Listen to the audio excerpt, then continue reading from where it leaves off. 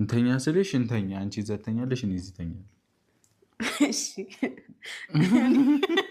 ለሮጥ ነበር ወርቅ አሰርኩ ብለህ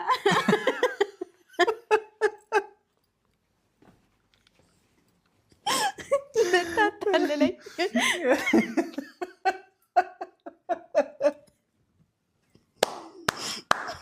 ከባድ ጭዌ ነው። መቤቴን የመላጣ ልጅ ማለት ነበር።